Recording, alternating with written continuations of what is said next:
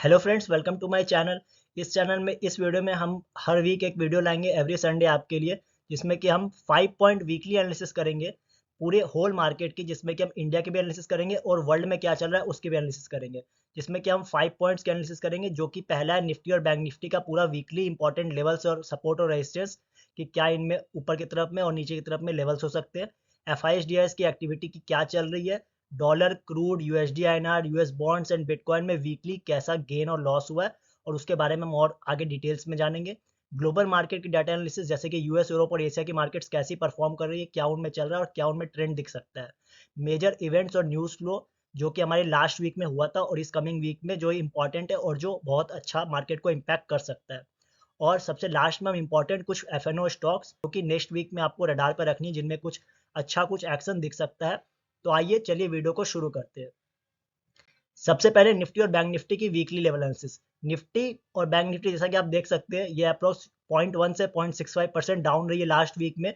मतलब कि निफ्टी का वीकली ट्रेंड बियरिश रहा है। तो चलते हैं सबसे पहले निफ्टी के एनालिसिस में। निफ्टी में जैसा कि आप देख सकते हैं, ये एक वीकली चार्ट है निफ्टी का, मैंने ड्रॉ किया है, जिसमें हर कैंडल हर वीक को डिनोट करती है।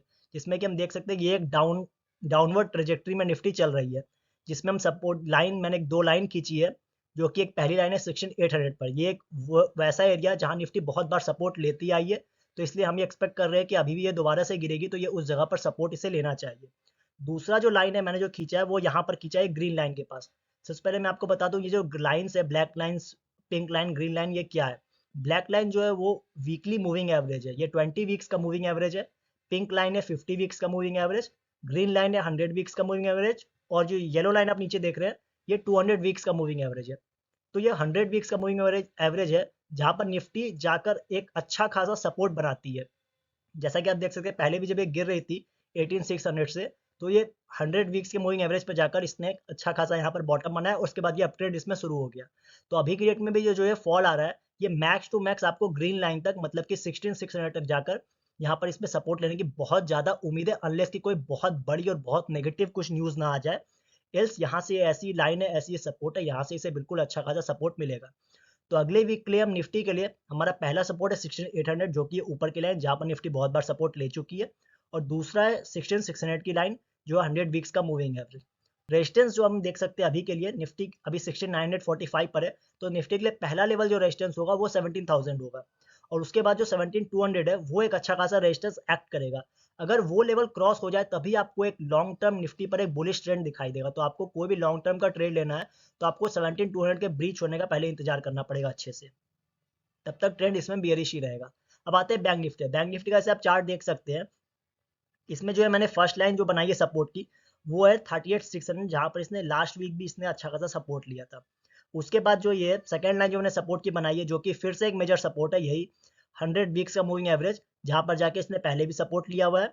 और ये अभी फिर से इसका जो लाइन आ रहा है वो 37300 के आसपास के आ रहा है। ये इस जगह पर जाके इसे फाइनली एक अच्छा खासा सपोर्ट मिलेगा, जिसके बाद आपको इस तरह की कोई रैली बैंक निफ्टी में देखने को मिल सकती है।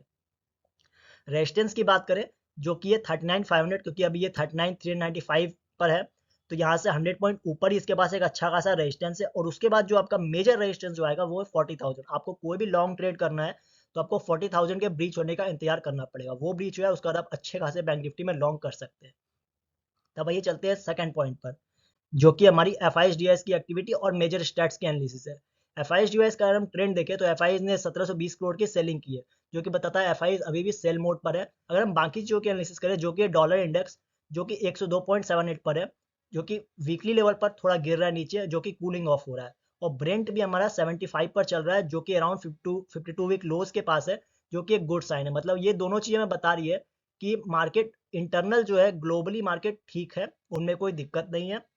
डॉलर इंडेक्स जब तक 105 के नीचे, तब तक आपको चिंता की कोई दिक्कत नहीं है। और क्रूड जब तक 80 के नीचे, तब तक कोई दिक्कत नहीं। जब तक ये गिरते रहेंगे, तब तक मार्केट में इनहेरेंट स्ट्रेंथ आती रहेगी, और जब भी आपको अच्छी खासी माहौल बनेगी, तो हमारी मार्केट भी ऊपर जानी शुरू हो जाएगी। यूएसडी आईएनआर भी 82.35 पर है, जो कि एक रेंज बाउंड है। 83 के ऊपर यूएसडी आईएनआर में प्रॉब्लम आएगी, और 82 के नीचे यूएसडी आईएनआर गिरता है, तो आपको एक अच्छा खासा इंडियन मार्केट्स में रैली आ सकती है। अब हम यूएस के बॉन्ड यील्ड्स देख लेते हैं। जो 10 ईयर जो बॉन्ड यील्ड है वो 3.37 पर है, और 2 ईयर की बॉन्ड यील्ड 3.76 पर है, जो कि 5 से गिरती हुई 3.76 पर आई है, जो कि अभी भी फॉलिंग ट्रेंड में है। मतलब कि ये गिर रही है, तो ये भी इक्विटी मार्केट्स के लिए एक बहुत ही अच्छा सिग्नल होता है। और हम आते हैं हमारे थर्ड सेगमेंट पर, जो कि ग्लोबल मार्केट्स कैसे उनके हाल है। यूएस मार्केट के बारे में पहले हम देख लेते हैं। डाउ जोन्स जो कि लास्ट वीक में 1.15%, S&P 500 जो कि 1.2% और नैस्डैक 1.8%, मतलब कि नैस्डैक सबसे ज़्यादा मूवमेंट किया लास्ट वीक में। मतलब ये बताता है कि इंटरनली टेक स्टॉक्स में तेजी है। तो हम मोटा मोटी ये मान सकते हैं कि यूएस साइड से मार्केट ठीक ठाक ही चला है लास्ट वीक। एशिया में आ जाए अगर हम, तो देख सकते हैं निकाई जो हमारा वो भी लास्ट वीक अप था। हैंगसेंग जो है वो 2.5% अप था, और हैंगसेंग इंडिया का थोड़ा कॉन्ट्रेरी होता है। चाइना और हांगकांग के इंडेक्स थोड़ा इंडिया के कॉन्ट्रेरी होते हैं। मतलब यहाँ पर अगर बाइंग आती है तो इंडिया में सेलिंग आती है, इंडिया में सेलिंग आती है तो यहाँ पर बाइंग आती है। और कॉस्पी जो कोरिया का इंडेक्स है वो भी 1% ऊपर है। तो मोटा मोटी एशिया मार्केट्स भी अच्छी खासी पॉजिटिविटी में है। और यूरोप मार्केट्स पे आते हैं, डैक्स, फुटसी, कैक, ये तीनों भी 1.5 से 2% के आसपास की इनमें तेजी रही है लास्ट वीक। मतलब कि मोटा मोटी आप ये समझ सकते हैं कि अच्छी खासी तेजी सब जगह रही है। बिटकॉइन भी अगर हम देखते हैं तो बिटकॉइन भी एक तरह का इंडिकेटर हुआ। लोग कहते हैं बिटकॉइन आप क्यों देखते हैं? बिटकॉइन इसलिए देखते हैं क्योंकि ये इंडिकेटर है। अगर बिटकॉइन तेज जा रहा है मतलब कि फालतू का पैसा मार्केट में बहुत है, उन्हें कॉन्फिडेंस बहुत है। अगर पैसे में कुछ प्रॉब्लम होगी, लोगों को फालतू चीज़ों में थोड़ी प्रॉब्लम होगी, तो बिटकॉइन गिरेगा। मतलब बिटकॉइन अगर गिर रहा है तो समझिए मार्केट में इंटरनली कुछ प्रॉब्लम आने वाली है। और बिटकॉइन अगर तेज है मतलब कि मार्केट में सब कुछ चंगा सी। तो ये आप देख सकते हैं। तो टोटल ग्लोबल मार्केट सारी कुछ ठीक है। इंडियन मार्केट में थोड़ी सी प्रॉब्लम है, उसके वजह से कुछ न्यूज़ फ्लो भी है, जिस वजह से थोड़ी सी प्रॉब्लम आई है, जिस वजह से 0.65% डाउन। इस बारे में हम अगले पॉइंट में एनालिसिस करेंगे। चलिए अगले पॉइंट में। अगला पॉइंट हमारा important events and news flow, जो आपको पता होना चाहिए। ग्लोबल फ्रंट में आने वाले दिनों में यूएस के होम सेल्स के डाटा आने वाले, जो कि बहुत इंपॉर्टेंट डाटा होता है यूएस के लिए, जो वेडनेसडे को आने वाला है। जर्मनी की सीपीआई डाटा आने वाली है, जो कि थर्सडे को आने वाली है। यूएस की Q4 जीडीपी आने है, जो कि बहुत इंपॉर्टेंट डाटा है। और यूएस के जॉबलेस क्लेम्स भी आने वाले हैं, जो कि ये दोनों बहुत ही ज़्यादा इंपॉर्टेंट डाटा होते हैं। तो अगला वीक वेडनेसडे और थर्सडे बहुत ही इंपॉर्टेंट होगा, जिसमें ग्लोबल मार्केट्स में उठापटक चलेगी, जिस वजह से। अब हम आते हैं इंडिया फ्रंट पर। इंडिया फ्रंट पर आपको पता होना चाहिए कि थर्सडे 30 मार्च को मार्केट हॉलीडे है रामनवमी के नाम पर। तो ये आपको ध्यान में रखना है, जिस वजह से मंथली एक्सपायरी जो है वो वेडनेसडे को होगी। और इंडियन मार्केट में जो इंडियन मार्केट गिरी है उसमें एक मेजर रीजन ये भी हो सकता है कि इंडियन मार्केट में एसटीटी इंक्रीज कर दी गई है एफएनओ पर।